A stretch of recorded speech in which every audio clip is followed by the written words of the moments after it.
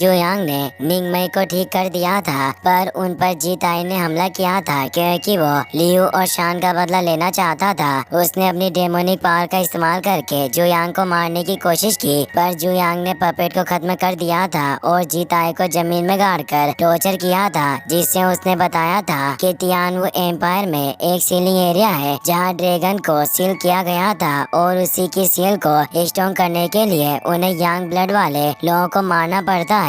जुयांग ने उस ceiling area पर जाने का डिसाइड किया था। फिर अब हम देखते हैं कि जुयांग सुनयांग और निंगमई के साथ सीलिंग एरिया की तरफ बढ़ रहा था। सुनयांग जुयांग से पूछती है कि मास्टर 10,000 साल पहले ऐसी कौन सी घटना घटी थी और आप उस टेक्निक के बारे में उस प्रैक्टिशनर से ज्यादा कैसे समझते हो जिसे वो इस्तेमाल करता है। क्या मास्टर आपको हजारों सालों पहले डेमोनिक पावर के वर्किंग के बारे में ज्यादा जानकारी थी? जुयांग कहता है कि 10,000 साल पहले ब्लड डीमन टेक्निक का इस्तेमाल करके कई लोग डीमन की तरह बन गए थे और उन्होंने लोगों पर आक्रमण किया था। उस वक्त मैंने कई सारे प्रैक्टिशनर्स को मारा। मुझे याद है कि उन सभी को मारने में एक दिन लगा था। मैं जानता हूँ कि ऐसी कई अन्य टेक्निक भी है। मुझे उस वक्त उन सभी को जला देना चाहिए था क्योंकि ये टेक्निक लोगों को नुकसान पहुँचाती है और बुरे लोग इन टेक्निक का इस्तेमाल करके कमजोरों को सताते हैं और हजारों सालों पहले कई इविल डीमंस ने भी तबाही मचाई थी। उन सभी को भी मैंने खत्म कर दिया था।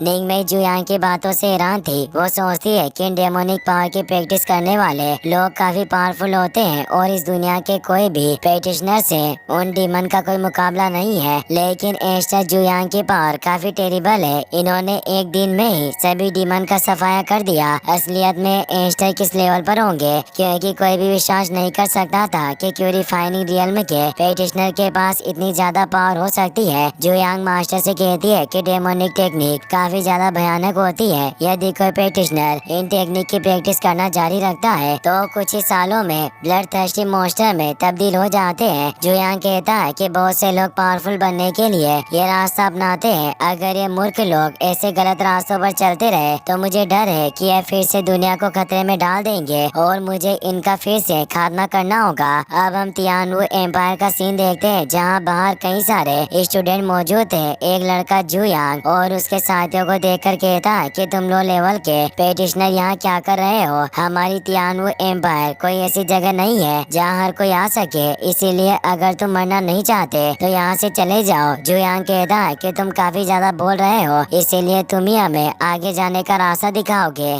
दूसरा स्टूडेंट भी काफी गुस्सा होता है और कहता है कि तुम सिर्फ क्यूरिफाइंग रियल्म में हो, फिर भी तुम हमें ऑर्डर दे रहे हो। तुम्हारा साहस वाकई कमाल का है, पर आज मैं तुम्हारी अच्छी पिटाई करूंगा। और वो जुयांग पर अटैक करने जाता है, पर वो जुयांग के ओरा से ही बहुत दूर जाकर गिरता है। वहाँ एक सीनियर स्टूडेंट भी मौजूद था जिसका नाम जाओ तियान्यू था। वो सोचता है कि क्यूरिफाइंग रियल्म का प्रैक्टिशनर एक पावरफुल नेसेंट सोल रियल्म के प्रैक्टिशनर को सिर्फ अपने ओरा से ही दूर फेंक सकता है और मुझे इसमें से फेमिलियर फीलिंग आ रही है जैसे मैं इसे जानता हूँ। बाकी के दो जूनियर स्टूडेंट भी गुस्से में अपने हथियारों को बाहर निकाल लेते हैं और जुयांग से कहते हैं कि लगता है तुम आज मरना चाहते हो, इसीलिए यहाँ परेशानी पैदा कर रहे हो। और वो तेजी से जुयांग पर हमला करने जाते हैं। जाओ तियानवु इससे डर जाता है। उसे लगता है कि जुयांग उन दोनों को मार देंगे और वो जल्दी से उन दोनों जूनियर के आगे आकर उन पर एक अटैक करता है जिससे उन्हें दूर कर देता है। वो जूनियर स्टूडेंट जाओ तियान्यू से कहता है कि आप इस क्यूरिफाइंग रियल्म के प्रैक्टिशनर की मदद क्यों कर रहे हो? जाओ तियान्यू ने अपनी बकवास बंद करने को कहता है और जुयांग से कहता है कि मैं आपको जानता हूँ, आप तियानलेन सेट के एस्टर हो। जुयांग कहता है कि तुम मुझे कैसे जानते हो? जाओ तियान्यू बताता है कि हमारे कीजियो ब्रांच ने लिंगबाओ ऑक्शन हाउस में आपके हमले की वजह से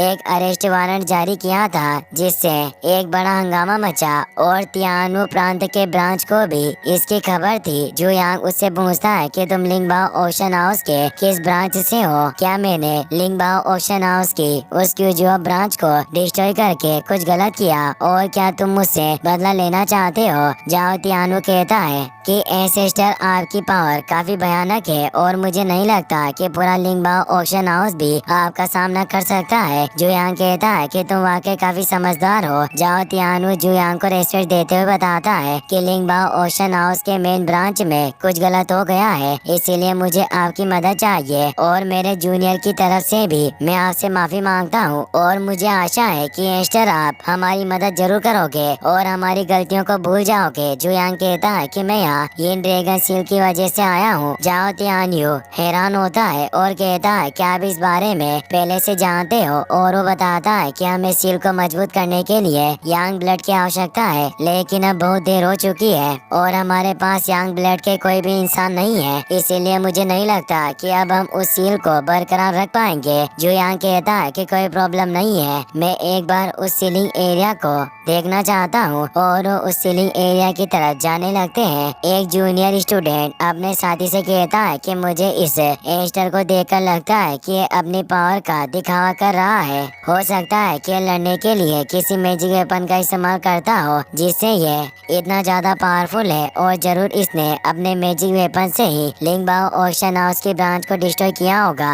दूसरा जूनियर स्टूडेंट कहता है कि तुम्हें ज्यादा चिंता नहीं करनी चाहिए, इन ड्रैगन सील कोई मामूली चीज नहीं है जिसे क्यों रिफाइनिंग रियल्म का पेटिशनर संभाल सके। अगर ये हमें मूर्ख बनाना चाहता है तो हम इसे मूर्ख बनाने देंगे, क्योंकि जब ड्रैगन बाहर आएगा तब हमारे सीनियर जाओ भी इस एस्टर की कोई मदद नहीं कर पाएंगे। तब सभी को पता चल जाएगा कि ये कितना कमजोर है। जो यांग अब उस सीलिंग एरिया पर आ जाता है जहाँ इन ड्रैगन को सील किया गया था। जो यांग सोचता है कि सीलिंग एरिया में मुझे बुराई का एक अंश महसूस नहीं हो रहा है। जाओ तियानियो जो यांग से कहता है कि एस्टर क्या आप इस सील को बचाए रखने के लिए कुछ कर सकते हो। जो यांग अपनी पावर से उस सीलिंग एरिया पर एक तेज धमाका करता है जिससे वहाँ एक बहुत बड़ा ब्लास्ट होता है जिससे वो सील टूट जाती है। यह देखकर वो सभी डर जाते हैं। उस गड्ढे के अंदर से तेज और निकलने लगता है जिससे वो जूनियर स्टूडेंट डर जाते हैं और जो यांग से कहते हैं कि तुमने ये सील क्यों तोड़ी, लगता है अब हम सब मरने वाले हैं। जाओ तियानियो भी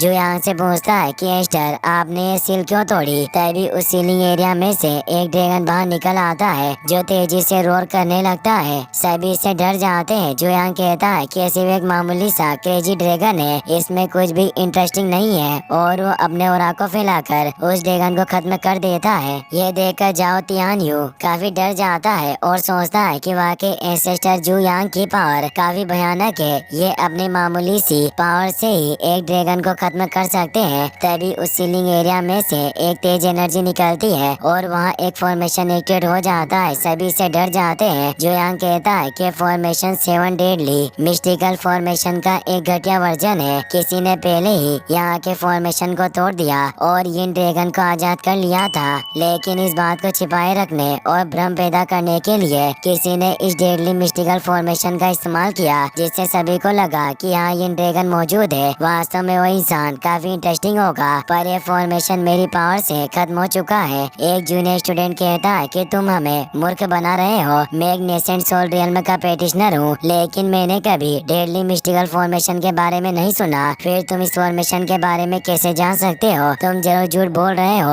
और जरूर तुमने ही पहले इस सील को तोड़कर इन ड्रैगन को आजाद किया होगा और हम सभी को बेवकूफ बनाने के लिए यहाँ इस नकली फॉर्मेशन को लगाया होगा। सुन यांग उन स्टूडेंट से कहती है कि तुम्हारी पावर मेरे मास्टर के सामने कुछ भी नहीं है, इसीलिए मास्टर को कुछ भी जरूरत नहीं है कि वो तुमसे झूठ बोले। निंग में भी कहती है कि तुम एस्टर को जैसा समझ रहे हो वो वैसे बिल्कुल भी नहीं है, वो बहुत अच्छे हैं। जूनियर स्टूडेंट कहता है कि तुम दोनों इस मास्टर की वुमेन हो, इसीलिए तुम स्वाभाविक रूप से इसका बचाव कर रही हो। ये एस्टर जरूर एक इविल की रिफाइनिंग स्टेज का पेटिशनर है और इसका लेवल मेरे सामने कुछ भी नहीं है। जो यहाँ को उस पर गुस्सा आता है। इसी के साथ ये एपिसोड यहीं पर खत्म हो जाता है। गाइस, अगर आपको वीडियो पसंद आया हो तो इस वीडियो को लाइक करने के साथ साथ चैनल को सब्सक्राइब जरूर कर लेना। मिलते हैं नेक्स्ट वीडियो में।